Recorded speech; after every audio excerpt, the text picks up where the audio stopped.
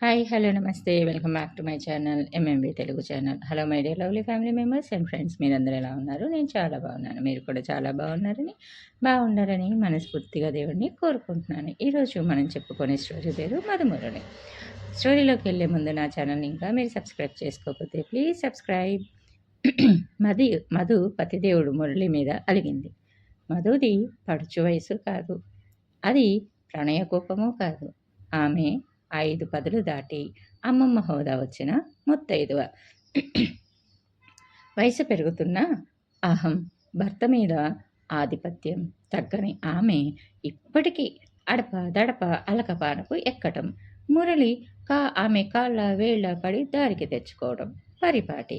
మురళి ఇటీవలే రిటైర్ అయిన ఇంజనీరు.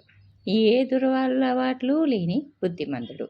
60లో అడుగుపెట్టి 60లో అడుగుపెట్టిన అంత వయసు కనిపించని ఆరోగ్యాన్ని పదిలంగా కాపాడుకుంటున్న అందగాడు.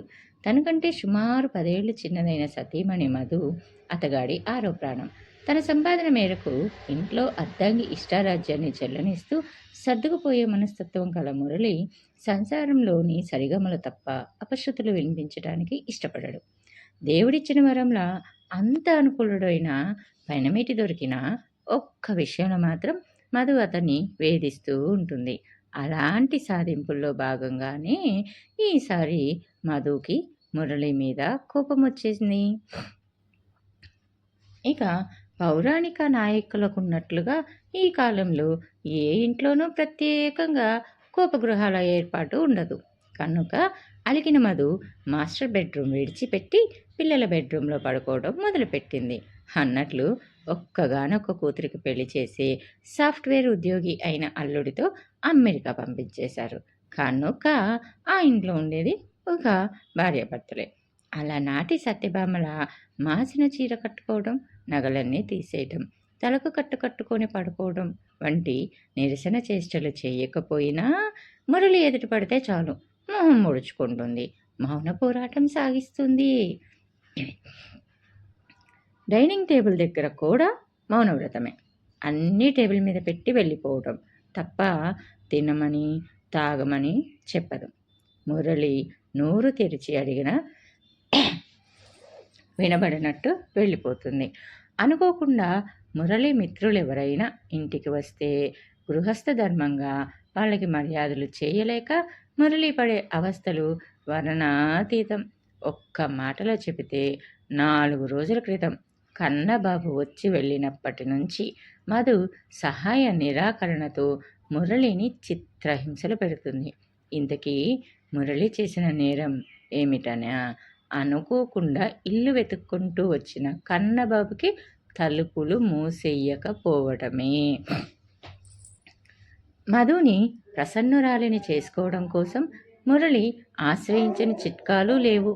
ఎప్పుడు కాఫీ కలపటం అలవాటు లేని తాను పొద్దుటే టీ స్టాల్కి వెళ్ళొచ్చి బెడ్ కాఫీతో మధుని నిద్రలేపడానికి ప్రయత్నిస్తే ఆమె తన మొహం చూడ్డానికి కూడా ఇష్టపడక అట్టు తిరిగి పడుకునేది. మధు నిత్య పూజ కోసం పెరట్లోంచి ఏరి తెచ్చుకునే పారిజాతాలను ఆమె లేవకముందే తానే ఏరి తెచ్చి పెడితే అవి కూడా మైలపడినట్లు ముట్టుకునేది కాదు. అలక మానవే చిలకల కొలికి అని అననయించబోతే మూతి బిడాయించేది. కవ్వించే జోక్సేసి నవ్వించబోతే కస్సుమనేది. బజారు నుంచి ఆమెకిష్టమైన పళ్ళు పూలు ఏమి తెచ్చినా రుసరుసులు విసవిసలు తప్ప వాడిని ఉపయోగించేది కాదు. ఇక రొమాంటిక్ టచ్తో తప్ప మధుని దారికి తెచ్చుకోవడం కష్టమని చేయి పట్టి ఆమెను చేరి తీసుకోవడానికి ప్రయత్నించటం, బలవంతంగా కౌగిలిలోకి లాక్కొని ముద్దాడబోవడం, ఆమె బాత్రూం నుంచి బయటకు వస్తుంటే అర్ధనగ్న శరీరం కేసి ఆ బాగా కళ్ళప్పగించి చూడటం, రాత్రులు ఆమె గదిలోకి చొరబడి శృంగార చేష్టలతో ఆమెను లొంగదీసుకోవడానికి విఫల ప్రయత్నం చేయటం, ఇలా మురళి దండోపాయాలకు కూడా ఆమె ఏమాత్రం చెల్లించేది కాదు కదా. ఈసరించుకొని మరింత దూరం అయ్యేది. మధు కోప కారణం ఇద్దరికీ తెలుసు. కానీ అది గత జలసేతు బంధనం లాంటిది, తగ్గేదేలే అంటున్న ఆమె మంకు పట్టుని తేనె పట్టులా పిండుకునే వయసు కాదని వాపోతున్నాడు మురళి. మధుమాసం లాంటి యవ్వనంలో అయితే ఇలాంటి సమస్య మంచు తెరలా విడిపోయేదని నిట్టూర్చాడు మురళి. ఆలోచనలతో సతమతమవుతున్న మురళికి పెళ్ళైన కొత్తలో జరిగిన సంఘటన గుర్తొచ్చింది ఒకటి.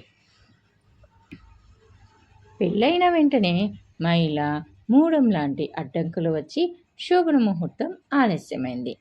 పెళ్లి చూపుల్లోనే మధుని చూసి చూడడంతోనే మనసు పారేసుకున్న తాను ఆ ఎడబాటుకు ఆగలేక వీలు చిక్కినప్పుడెల్లా మధుని రహస్యంగా కలిసి ముద్దు మురుపాలకు కక్కుర్తి పడుతూ మరింత ముందుకెళ్ళమని ప్రాధేయపడేవాడు.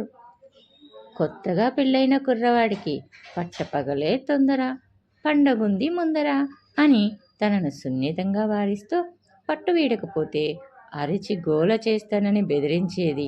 ఆమె వంపు సొంపుల్ని చూస్తూ మొదటి రాత్రి వరకు ఓపిక పట్టలేనని మారాం చేస్తున్న తనను కొత్త పిచ్చోడు పొద్దెరగడు కొంగులాగి లొంగతీసి కొంప ముంచెట్టున్నాడు అని కవ్విస్తూనే అడ్డు చెప్పేది. తొలి రాత్రి వరకు తొందరపడిపోయిన తనకు తర్వాత అర్థమైంది. మధు శృంగార రసాది దేవతే అని రెచ్చగొడితే ఆమెను పట్టలేనని పడకటింటిలో తన మగతనాన్ని సవాలు చేస్తూ పెళ్లికి ముందు నాటి తహతహల్ని గుర్తు చేస్తూ ఆటలు పట్టించేది. ఆఫీస్ పని ఒత్తిడిలో సరసాలకు దూరంగా ఉన్నప్పుడు కూడా తన చేష్టలతో ఊరిస్తూ చెప్పనా సిగ్గు విడిచి చెప్పరానివి, చెప్పుకుంటే నీకు నువ్వు తెలుసుకోలేనివి అంటూ కవ్వించి కసి పెంచేది. ఏ తర్వాత మధు అలిగినప్పుడు ఆమెను ప్రసన్నురాలిని చేసుకోవడానికి మదన మంత్రమే సరైన మార్గమని తనకు అర్థమైంది. ఆ మంత్రాన్ని పఠించి ఎన్నో క్లిష్టమైన సందర్భాలలో తను సక్సెస్ అయ్యాడు. సాధారణంగా ఎవరైనా పెళ్లి రోజు జరుపుకోవడం ఆచారం. కానీ తన ఉద్యోగరీత్యా క్యాంపుకి వెళ్ళడం తప్పనిసరి. గ్రాండ్గా జరుపుకోవాల్సిన ప్రథమ వివాహ వార్షికోత్సవాన్ని సెలబ్రేట్ చేసుకోలేకపోయారు. అందుకు బదులుగా అంతకంటే మధురమైన ఫస్ట్ నైట్ వేడుకను జరుపుకుందామని మధు ప్రతిపాదించింది. అసాధారణమైన ఆ ప్రతిపాదనను తను ఆనందంగా ఆమోదించాడు. సెక్స్ పట్ల సరైన అవగాహన లేకుండా అంతంత మాత్రంగా కలిసిన మొదటి రాత్రి అందుకోని స్వర్గ సుఖాలను ఆ రాత్రి అనుభవించాలని తాము తీర్మానించుకున్నారు. ఆ విందుకి అవసరమైన పూలు, సుగంధ ద్రవ్యాలు, వంటకాలు, బెడ్రూమ్ అలంకరణ మొదలైనవన్నీ మధు ముందుగానే ప్లాన్ చేసేసింది. సాయంత్రం అయ్యేసరికి తలార స్నానం చేసి పల్లుచని తెల్లని చీరలో అప్సరసుల ముస్తాబయ్యి ఎదురుచూపులతో నిలబడింది. తాను రావడం కొంచెం ఆలస్యమైతే ఫోను మీద ఫోను చేసి తొందరపెట్టింది.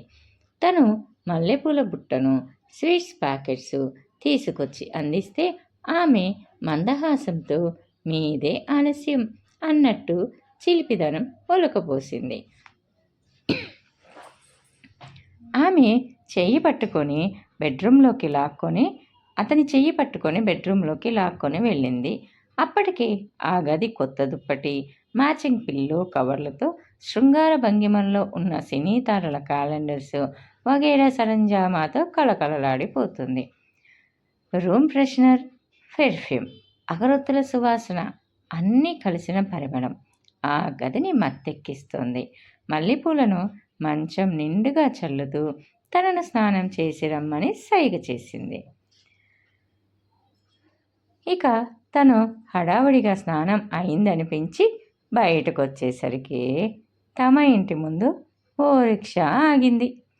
ఆశ్చర్యపడుతూ అటు కేసి చూసేసరికి ఆ రిక్షాలో నుంచి ఓ పెద్ద మనిషి చేతి సంచితో దిగాడు. తను కళ్ళు నులుముకొని చూశాడు. ఆ పెద్ద మనిషి నారాయణ. నారాయణ తన వైపు దగ్గర చుట్టం కాదు, ఏదో బీరకాయ పీచు సంబంధం కలుపుకొని అవసరాన్ని బట్టి అల్లుడు అని పిలుస్తూ ఉంటాడు. అతను ఆ రోజు కోర్టు పని మీద వచ్చి లీడరు ఆ రాత్రికి ఉండిపోమ్మంటే కొత్త కాపురం ఎలా ఉందో చూసిపోయినట్టు కూడా ఉంటుందని ఆ రాత్రి ఇంట్లో తిష్ట వేసే ఉద్దేశంతో వచ్చినట్టు చావు కబురు చల్లగా చెప్పాడు. మంచి రసపట్టులో శనిగాడిలో వచ్చిన నారాయణను చూసి షాక్ తిన్న తను తెచ్చిపెట్టుకున్న ఎండు నవ్వుతో అతనితో యాంత్రికంగా మాట్లాడాడు. మర్యాదల అనంతరం అతగాన్ని ఎలాగైనా సాగనంపాలని విశ్వ ప్రయత్నం చేసినా అతను కదల్లేదు, వదల్లేదు. పైగా రాత్రి ఉండిపోవలసి వస్తుందనే బట్టల సంచి కూడా తెచ్చుకున్నానన్నాడు. కాలిట్టి తన్నినంత పని చేసిన చూరు పట్టుకొని వేలాడిన ఆ మొండి ఘటాన్ని బలవంతంగా గెంటేయలేక మనసులో తిట్ల దండకాన్ని చదువుకుంటూ ఏకాంతంలో మధుని బుజ్జగించి బతిమాలి క్షమాపణ చెప్పి తమ స్వీట్ నైట్ కార్యక్రమాన్ని రద్దు చేసుకోవాల్సి వచ్చింది. నారాయణ వెళ్ళిపోయిన తర్వాత తమ ఆనందాన్ని ఆవిరి చేసినందుకు ఆ పానకంలో పుడకను ఆ పొరిగింటి పుల్లయ్య విషయంలో మొహం మాట పడి తీవ్రమైన నిరాశను మిగిల్చిన తనను తిట్టిన తిట్టు తిట్టకుండా చెలరేగిపోయింది మధు. ఎంత నచ్చ చెప్పినా బతిమాలకున్నా మాట్లాడడం మానేసి మంచమెక్కింది. ఎంత వేడినా వేడి చల్లారని మధుని అనునయించటానికి, సత్యభామ కోపతాపాలను ఉపశమింప చెయ్యడానికి పాదాల దగ్గర చేరిన కృష్ణుణ్ణి తలుచుకొని ఆమె పాదాలను తాకబోయాడు. ఆమె ఇష్టంగా కాళ్ళు వెనక్కి లాక్కొని మూడింక వేసుకొని పడుకుంది. ఇక తను సాహసించి ముసుగు తప్పించి మధు నుదుటి మీద చెయ్యి వేసి నిమరాడు. ఆశ్చర్యకరంగా ఏమాత్రం ప్రతిఘటించని మధు తన చేతిని అందుకొని గుండెలో కదుముకుంది. ఆమె సానుకూల స్పందనను గమనించిన తాను ఆమెది కోపం మాత్రమే కాదు, మదనతాపం అని కూడా అర్థం చేసుకొని తన చేతులతో ఆమె తనువును ఆపాదమస్తకం మీటాడు. తన స్పర్శతో పులకలు రేగిన మధు తమకంతో తనను మీదకు లాక్కొని అదర చుంబనాలలో ముంచెత్తింది. పరిస్థితిని గ్రహించిన తను ఆమె శరీరం మీద దాడి చేసి అణువణువును ఆక్రమించుకున్నాడు. అలా రద్దయిన ఫస్ట్ నైట్ లోటు తనవి తీరా భర్తీ అయ్యింది. అది 20లలో సంఘటన. 60లలో ఆ మంత్రం ఎలా పనిచేస్తుంది? సందర్భం అలాంటిదే. ఈసారి వచ్చినవాడు నారాయణ లాంటి దారిన పోయే దానయ్య కాదు, స్వయాన తన మేనల్లుడు. ఏదో ఇంటర్వ్యూ ఉందని వచ్చి కనిపించిపోదామని ఇల్లు కనుక్కొని వచ్చాడు.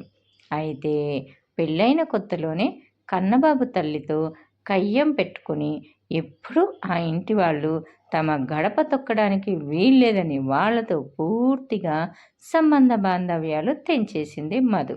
అంత జరిగాక కూడా సిగ్గు లేకుండా కన్నబాబు ఏ మొహం పెట్టుకొని వచ్చాడు అని అతన్ని ఎలా రానిచ్చారు అని మధు వాదన. తనని కలవరపెడుతున్న శిరోవేదన. తన సమస్యను చెప్పుకున్న మురళికి అతని ఆత్మీయ మిత్రుడు, శ్రేయోభిలాషి అయిన శర్మ మాస్టరు ఓ పరిష్కారాన్ని సూచించారు. యవ్వనం మళ్ళీ రాని మధుమాసం లాంటిది అయినా అప్పటిలా రక్తితో సాధించలేనిది ఈ సెకండ్ ఇన్నింగ్స్లో భక్తి మార్గంలో సాధ్యం చేసుకోవచ్చు అని సలహా ఇచ్చారు. మధు చిరకాల వాంఛ ఏడుకొండలవాడి తోమాల సేవ. ఆ కోరికను అంతవరకు పట్టించుకుని మురళి అదే అదనుగా భావించి తన పలుకుబడితో ఆ ఆర్జిత సేవ టిక్కెట్లు అనుకోకుండా తెచ్చి చేతిలో పెడితే ఆమె ఆనందంతో ఉక్కిరిబిక్కిరయింది. నాదస్వరానికి నాగినిలా మురళీ వశమై కోపతాపాలు మరిచి ఒళ్ళో వాలిపోయింది. ట్యూన్ చేసుకునే మంత్రం తెలిస్తే మధుమురళీ రవం ఏ కాలంలో మాత్రం వినిపించదు అని తృప్తిగా ఊపిరి పీల్చుకున్నాడు మురళి. ఇది కథ. కథ బాగుంటే ప్లీజ్ లైక్ అండ్ సబ్స్క్రైబ్.